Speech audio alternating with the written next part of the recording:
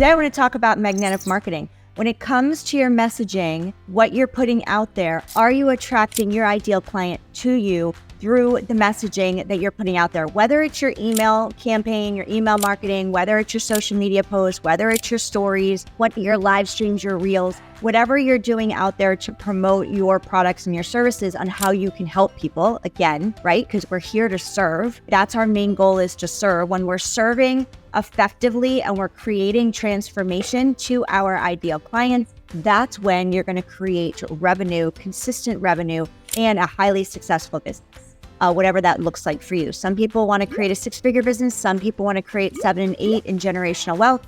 It looks different for each person.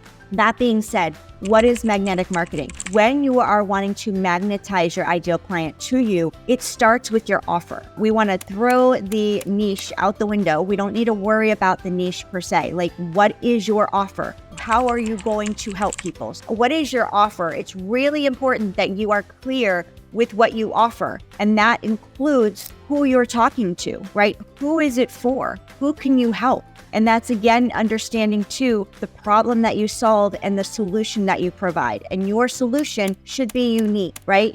How are you standing out from the crowd? So when you want to magnetize your audience, your ideal client to you, you start with your offer, because everything that you're going to be talking about in your messaging should relate to your call to action, to whatever your offer is for that day. So we don't want to talk about something in our content and then completely offer something different. It doesn't match. It needs to be cohesive. It needs to match. Your content must match your call to action and your offer. So it starts with your offer. You always want to start with the end in mind. What do you want your audience to take action on? Or what do you want your audience to get? What is the win? What is the result that you want them to get from consuming your content and then taking action on something, whether it's creating engagement or whether it's actually taking you up on a specific offer of whatever you have available in this moment, and that it ties to your content. So remember, we want to make sure our content is cohesive and matches our call to action and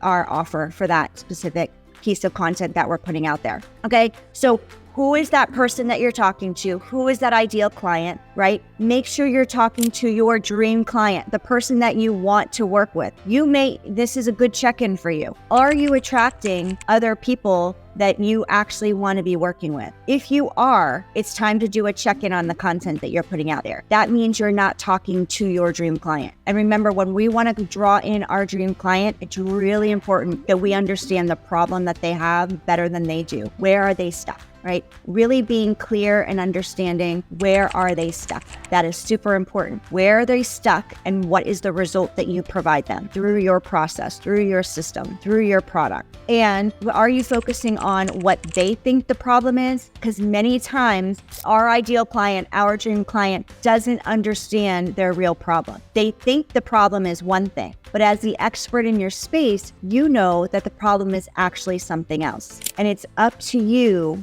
for them to understand what the true problem is, right? So if you are talking into the cause of the problem and you're not talking into the symptoms, because they think that the problem that they have is their exact problem. But if they were correct on the problem, then they would not be stuck anymore, right? So you know that it's deeper than that it's actually something different than what they think the problem is. And you have that secret sauce. You have that product. You have that service that can get them the results they're looking for. So always start with your offer when you're putting out your messaging. What is that offer at the end? What is your call to action at the end of that message? You should always have one. And then reverse engineer, work backwards in making sure that the content that you're providing, you're clear with who you're talking to, your dream client. Remember, who is that dream client that you want to work with?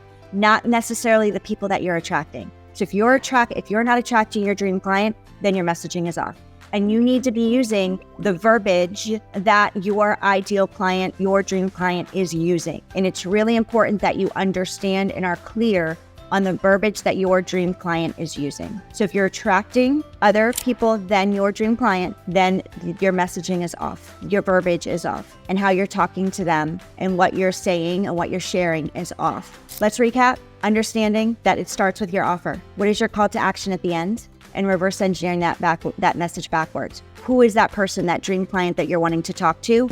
Are you using the verbiage that they're using themselves in their head? What is the problem that they think they have, right? If the problem that they think they have is not the right problem, it's actually something else. They just think it's that's the problem, which is most of the time because that's why they're still stuck. They're treating the wrong thing. It's your job to get them clear on what that problem is and bring that to light. So they're like, aha. And then, oh my gosh, Tammy totally made me see that. And now I must work with Tammy because now I get it and I get to get clear with that. And Tammy has my solution. Okay.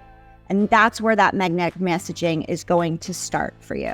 Also, if you're talking into I all the time in your content, look at your content. Are you talking about yourself all the time? Or are you talking about them? It's okay to share your journey and your story and results, but we must make sure that it's focused out to our ideal client. It's not about you, right? It's not about us.